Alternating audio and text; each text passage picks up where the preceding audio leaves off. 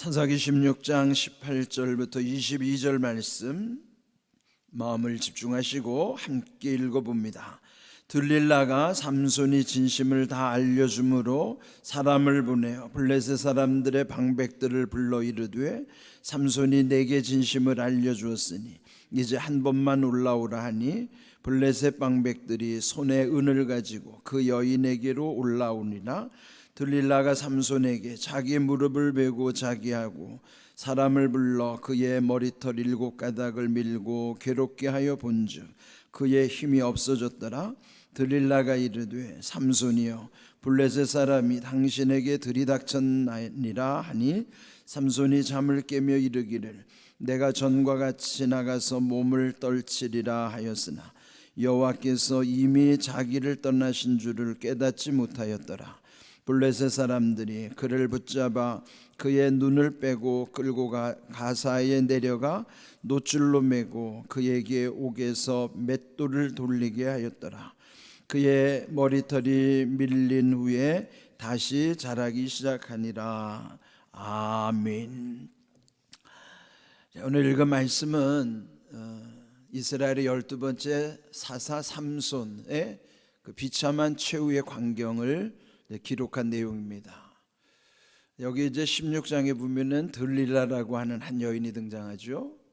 근데 이미 앞서 바울은 딥나에서 결혼했던 적이 있었는데 그 여인은 블레셋 사람들의 손에 의해서 불태워 죽게 되었고, 또 여기 이 들릴라라고 하는 여인은 삼손이 진정으로 사랑했던 여인이라고 성경은 말하고 있어요. 그렇지만은 삼손이 들릴라를 사랑했던 것과 달리 들릴라는 삼손을 사랑하지 않았죠. 그리고 결국은 블레셋의 눈에 가시 같은 이 삼손을 제거하기 위해서 블레셋 방백들이 이 들릴라를 아주 교묘하게 이제 이용하는 거예요. 그리고 그 여인에게 이제 거래를 하는 것이죠. 만일 당신과 함께 살고 있는 이 삼손의 힘의 비밀을 캐내어서 우리에게 알려준다면은 우리가 은 1100세겔을 또 각 부족에서, 그러면 5개 도시니까요, 그러면 5500세겔이면 엄청난 거액이죠. 평생을 벌어도 벌을 수 없는 엄청난 거액을 제시하는 것입니다. 그래서 이 들릴라가 삼손에게 힘의 비밀을 캐내는 거였어요. 이제 이미 앞에서 3번에 걸쳐서 실패했죠. 그렇지만은 농담으로 알려줬던 내용이 진담으로 가까이 오고 있는 거예요. 농담이 서서 이제 진담으로 옮겨져 오고 있다는 것. 그래서 자기가 나실이니까 나실인으로서, 그 나실인은 구별됐다는 뜻이죠. 그래서 결국 자기가 머리를 깎지 않는 것에서부터 힘이 온다고 삼손도 그렇게 자기가 믿고 있었던 것입니다. 그런데 이제 오늘 여기 결국 3번의 농담이 이제 마지막, 그 여인이 하도 애원하고 간청함으로 그래서 결국은 진심을 말해주게 되었다 하는 거예요. 그리고 마침내 오늘 18절에 보면은 들릴라가 삼손이 진심을 다 알려주었다는 것을 이제 자기도 깨달은 것이죠. 그리고 이제 사람을 이제 불러는 거죠. 사람을 보내서 블레셋 방백들에게 한 번만 더 올라오라. 그 확신을 갖게 된 것이죠.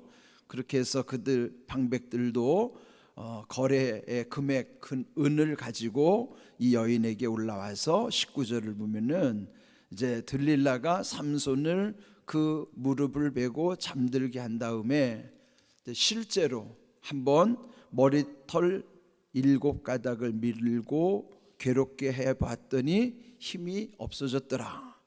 이제 완전히 확인까지 한 거예요. 그렇다면은 이 삼손이 그 들릴라를 얼마나 사랑했는지 무릎을 베고 깊이 잠들 정도로. 잠이 어떻게 와요? 마음이 평안해야 잠이 오는 거 아니에요? 그리고 얼마나 골아떨어졌으면은 머리카락을 다 밀어내도 모를 정도로 그렇게 잠이 들 수가 있을까요? 이런 걸 우리가 뭐 따질 수는 없지만은 그러나 그만큼 이 삼손은 들릴라라고 하는 여인에게 집착해 있는 사랑, 집착의 사랑. 이런 것을 이제 우리가 그냥 이해하고, 그런데 결국은 그 머리털을 밀고 봤더니, 근데 여기 머리털 7가닥이라고 하는 것은 단순히 7개가 아니에요. 7이라고 하는 상징수는 완전수라고 그랬죠. 완전히 밀었다는 겁니다. 이제 그랬더니 그를 괴롭혀 보니까 힘이 없어졌다는 것이죠. 그리고 나서 20절 이제 들릴라가 깨우면서 이전처럼 블레셋 사람들이 당신에게 들이닥쳤느니라. 그런데 마침 이제 삼손이 잠을 깨면서 말하기를 내가 전과 같이 나가서 몸을 떨치리라. 그러면은 옛적에도 3번이나 이미 그런 경험이 있으니까 이번에도 또 이제 그렇게 그들과 맞서려고 생각했었죠. 그런데 20절 끝에 보시면은 여호와께서 이미 자기를 떠나신 줄을 깨닫지 못하였더라. 네, 이 말씀이 19절에 머리털을 밀어서 힘이 없어졌다는 것과 이미 하나님이 떠나셨기 때문에 힘이 없다는 것, 이거를 잘 생각해야 돼요. 왜 그런가 하면 나시린으로서 머리가 길게 한 것, 머리를 기른 것은 이 삼손은 자기 스스로 내 힘은 이 머리에서부터 온다고 자기 확신을 갖고 있었던 거예요. 그런데 앞에서도 보면은 한 번도 하나님이 그에게 너의 힘은 머리털에서 나온다고 말씀하신 적이 없어요. 왜 힘을 잃었는가? 그 중요한 것은 20절 끝에서 말씀한 대로 하나님이 떠나셨기 때문에 힘을 잃은 거예요. 근데 이게 우리가 잘 생각해야 돼요. 하나님이 떠났는지 안 떠났는지는 우리 눈으로 확인할 수가 없죠. 믿음도 확인할 길은 없어요. 그런데 현상, 보여지는 게 현상이잖아요.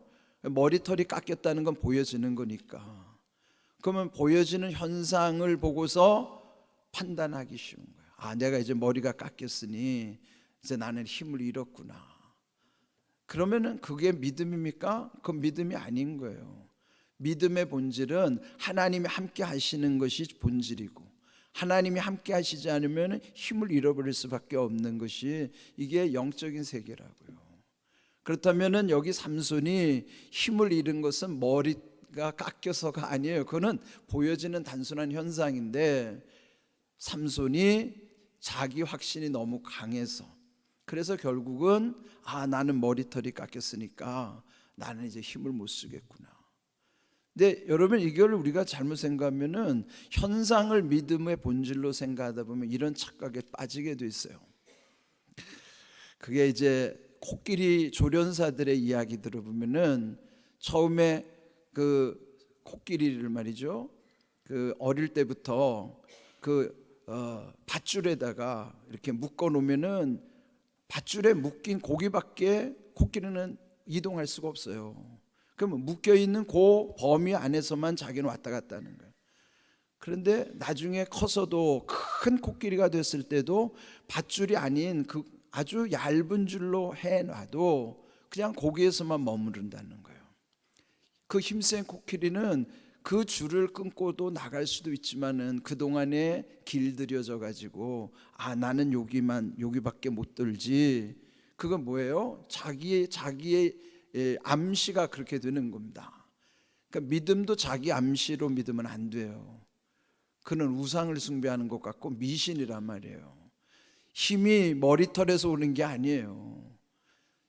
그의 힘은 하나님이 함께 하실 때 힘이 있었던 것이지, 하나님이 함께 하시지 않으면은 힘을 잃을 수밖에 없어요. 오늘도 우리도 마찬가지예요. 여러분이 뭐 교회를 열심히 다니니까 힘을 얻는 거, 그거는 보이는 현상이고, 그렇게만 생각한다면은 그저 그런 사람들은 별로 마음에 진심 없이도 교회만 왔다 갔다 열심히 하면은 거기서 힘이 오는 것 같지만 그게 아니에요. 정말 믿음은 하나님이 나와 함께 하실 때가 힘을 얻는 것이고, 하나님이 함께 하시지 않으면 힘을 잃을 수밖에 없는 거예요. 이걸 우리가 믿어야 되는 것이죠. 왜 이게 중요한가 하면은 예수님께 다가와 가지고 뒤에서 가만히 옷자락을 만졌던 한 여인이 있었죠.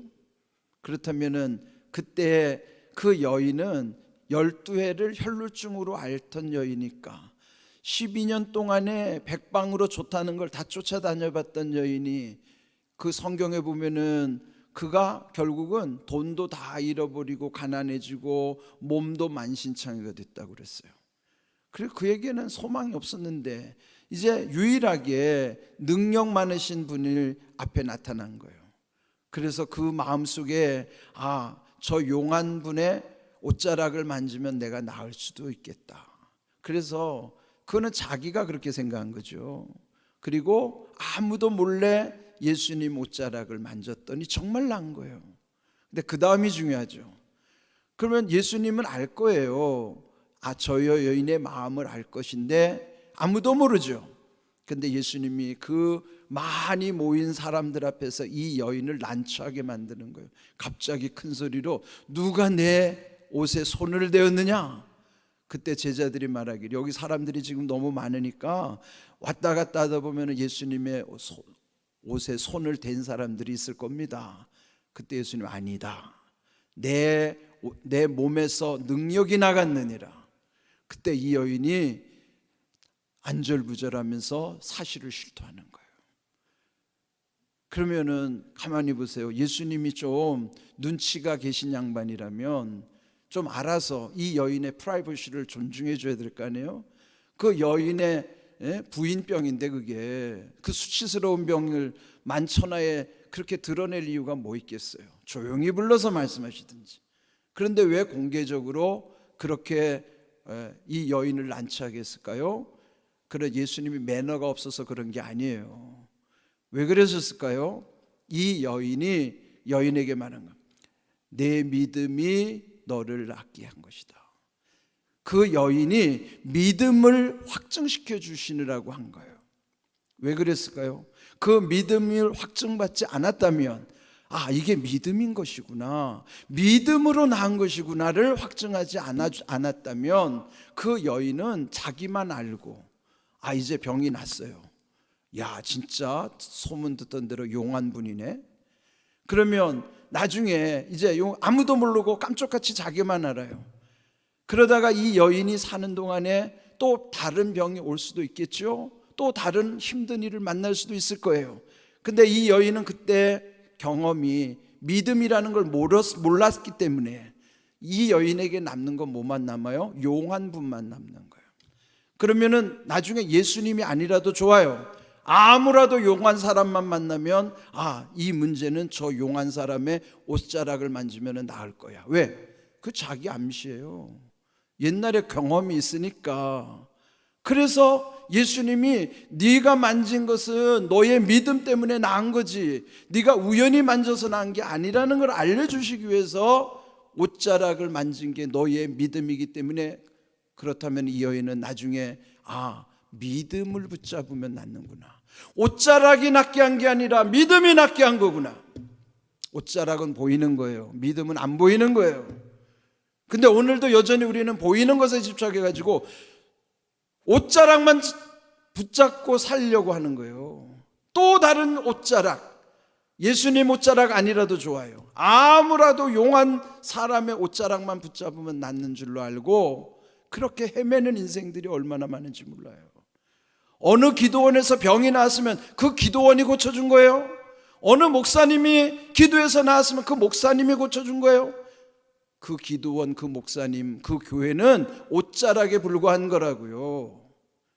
그런데 여전히 많은 사람들이 거기에 집착해가지고 하나님은 어느 곳이나 계시지만은 믿음을 붙잡지 않고 옷자락을 붙잡고 헤매는 인생들이 얼마나 많은지 몰라요. 그래서 이 삼손의 경우나 그 옷자락을 잡은 여인이나 우리가 잊지 말아야 될 것, 보여지는 것에 집착하는 것은 미신이란 말이에요. 보이지 않는 그 믿음을 예수님이 확증시켜 주기 때문에 이 여인은 나중에 또 어려움을 닥쳐도 또 다른 병이 있어도 또 용한 사람의 옷자락을 찾아다닐 것이 아니라 믿음으로 내가 이거 이길 수가 있겠구나. 그래서 그는 오직 주님의 이름으로 하나님께 기도하는 사람이 되는 거예요. 오늘 이렇게 우리의 신앙이 이렇게 세워져야지, 보여지는 현상을 바라보고 여전히 옷자락만 찾아서 헤매는 인생 된다 그러면 그건 헛된 인생이라고요. 그래서 여기 오늘 삼손이 머리 때문이 아니라 하나님이 떠나셨기 때문에 힘을 잃은 거란 말이에요. 보이는 것에 집착하지 마세요. 이렇게 이 삼손이 왜 이렇게 힘을 잃었는가? 오늘 우리의 믿음을 다시 돌아봐야 된다 말이죠. 그런데 결국 얼마나 수치를 당하는가? 결국은 이 블레셋 사람들에게 붙잡혀 가지고 눈이 뽑히고 끌려서 노출로 매임을 당하여 옥중에서 맷돌을 돌리게 됐더라. 이게 얼마나 큰 수치입니까? 하나님이 함께 하셨을 때 그렇게 놀라운 일을 행했던 삼손이 이제는 하나님이 떠나니까 이렇게 수치와 조롱을 당하는 거예요. 눈이 뽑혔다는 거는요, 성경에도 보면은 이 유다 분열 왕국 유다의 남왕국 유다의 마지막 왕 시드기야도 바벨론의 포로로 잡혀가서 눈이 뽑혔어요. 그런데 여기 왜 삼손이 눈이 뽑혔을까? 왜 뽑힌 것 같아요? 이 눈이 들릴날에 빠지지 않았다면, 그 눈이 들릴날을 보고 그 유혹에 넘어가지 않았다면.